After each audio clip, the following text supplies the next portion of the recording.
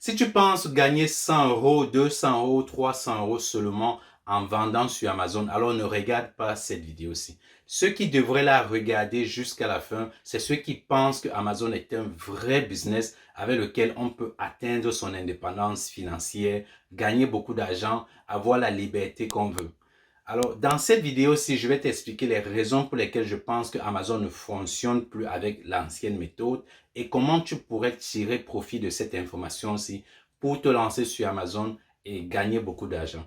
Je suis Alban Degoué, expert en e-commerce et vendeur professionnel sur Amazon FBA. Et dans cette chaîne-ci, je partage mes stratégies, les astuces qui te permettront de te lancer sur Amazon, vendre beaucoup de produits, faire beaucoup d'argent et atteindre ton indépendance financière. Alors, si c'est quelque chose qui te parle, je t'invite à cliquer sur la cloche pour s'abonner à cette chaîne-ci et à activer la cloche de notification également. Partage également, like cette vidéo pour permettre à YouTube de me proposer à plusieurs personnes.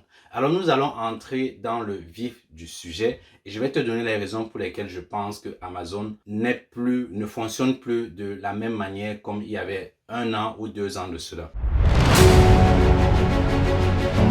La première raison, tout simplement, c'est parce que la compétition devient de plus en plus grandissante et Amazon change. Nous devons accepter ça comme un fait, c'est une réalité. Personne ne peut changer le cours de la vie et l'un ou alors les marchés que tu devrais éviter sont spécialement le marché américain et le marché anglais. Alors pourquoi ces deux marchés spécialement? Tout simplement parce que ce sont des marchés anglophones, anglo-saxons, et ils attirent beaucoup plus d'étrangers. Alors, l'anglais, c'est une langue qui est parlée pratiquement dans tout le monde entier et c'est évident pour quelqu'un qui vit en Asie, en Chine, de se lancer dans ce marché plutôt que de se lancer dans un marché francophone, là où il ne comprend rien du tout. Alors, ceci veut dire tout simplement que la compétition devient de plus en plus grandissante et il y a beaucoup plus de vendeurs qui entrent dans ces marchés-là. Et ça, ce n'est même pas le réel problème. Le fait juste qu'il y ait plusieurs vendeurs dans le marché fait grandir les coûts de la publicité. Et c'est ça qui est le plus important à considérer. Parce que lorsque tu vas te lancer dans ces marchés-là et que tu vas commencer à vendre ton produit, il y a de cela peut-être 1 ou 2 ans, pour faire la publicité de ton produit, tu devais payer 50 centimes pour mettre ton produit à la première page de vente. Mais aujourd'hui, il faudra payer beaucoup plus cher, disons entre 75 centimes et 1 euro pour mettre ton produit à la première page. Et ça, ce sera l'objet d'une autre vidéo. Et si ça t'intéresse, je te demande de me dire en commentaire ce que tu en penses au niveau de la publicité et on pourra faire une autre vidéo à ce sujet-là. Et donc, il faut éviter ce type de marché-là lorsque tu veux te lancer sur Amazon FBA tout simplement.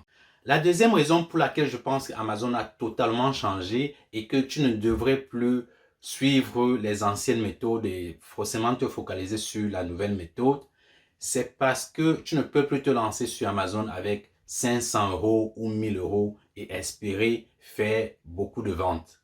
Alors, beaucoup de choses ont changé. Il y a eu 2 crises qui nous ont frappés. La première crise, il y a de cela 2 ans, celle du coronavirus, pendant laquelle les prix ont flambé et surtout le prix du transport et cette crise également qui a fait augmenter également certains prix et donc c'est la raison pour laquelle 500 euros et 1000 euros ne sont plus suffisants pour se lancer sur Amazon. Tu auras vraiment des difficultés de faire venir ta marchandise ou alors d'acheter une grosse quantité depuis la Chine. Il faut savoir que lorsque tu te lances sur un produit sur Amazon, acheter 50 unités ou 100 unités ne suffiront pas pour te démarquer de la compétition et pour faire des ventes. Et non seulement aussi pour faire du profit. Parce que moins tu achètes, plus cher tu payes par unité que tu achètes. Mais si tu achètes beaucoup plus, si par exemple le fournisseur propose 100 unités comme son MOQ, pour ceux qui ne comprennent pas le MOQ, je vous invite à regarder d'autres vidéos où j'en parle avec précision. Alors, je reviens sur le vif du sujet. Si par exemple le fournisseur te propose 100 unités comme son MOQ, il faut aller peut-être au-delà de 100 unités parce que forcément, tous les vendeurs qui sont débutants, qui vont se lancer sur ce produit exactement,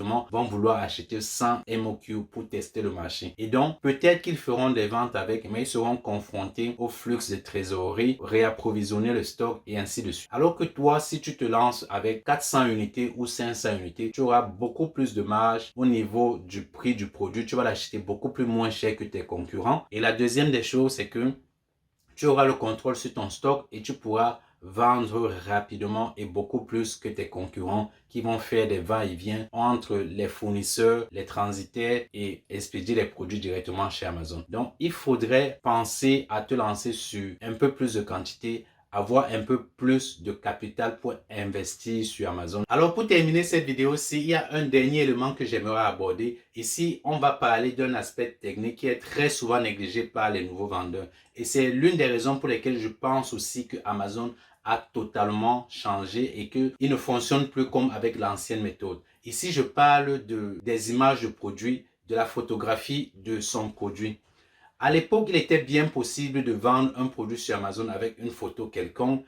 Il te suffisait tout simplement d'avoir une photo, qu'elle soit belle ou pas, et tu pouvais faire les ventes. Ici, je parle des années 2017, 2016 ou 2015, mais aujourd'hui, ce n'est plus le cas. Il faut vraiment se démarquer lorsqu'on vend sur Amazon. Et le premier aspect sur lequel on devrait beaucoup investir, c'est la photographie. Alors, si la photographie n'est pas vraiment bien faite, il y a de fortes chances que la compétition soit de rigueur avec toi et que les concurrents vendent beaucoup plus que toi. C'est un élément sur lequel tu devrais vraiment beaucoup investir parce que la première chose que constate le client lorsqu'il va rechercher des produits sur Amazon, c'est d'abord les images. Les concurrents sont beaucoup plus sophistiqués à ce niveau-là, donc tu devrais faire l'effort d'être à la hauteur pour vendre ton produit également sur Amazon. C'était tout pour cette vidéo-ci et si tu as aimé le contenu, tu vas encore aimer la prochaine vidéo dans laquelle je vais parler des stratégies et des astuces pour éviter les pièges que font les débutants lorsqu'ils font la recherche d'un nouveau produit ou la recherche d'une niche dans laquelle ils souhaitent vendre. Alors si c'est quelque chose que tu aimerais voir, n'oublie pas de liker cette vidéo-ci parce que j'ai donné beaucoup d'informations utiles et également de t'abonner si ce n'est pas encore fait pour recevoir la prochaine vidéo. Et si tu veux aller plus loin, regarde dans la description, j'ai mis un lien avec lequel on peut me contacter directement. On aura un appel sur Zoom et on pourra discuter de tout ce que tu aimerais savoir sur Amazon et sur la formation sur Amazon pour enfin devenir un vendeur professionnel sur Amazon, atteindre progressivement son indépendance financière grâce à l'e-commerce. C'était Alban, expert en e-commerce. Je te dis merci d'avoir regardé la vidéo jusqu'à la fin. Je te donne rendez-vous dans la prochaine vidéo et comme d'habitude, on est ensemble. Ciao.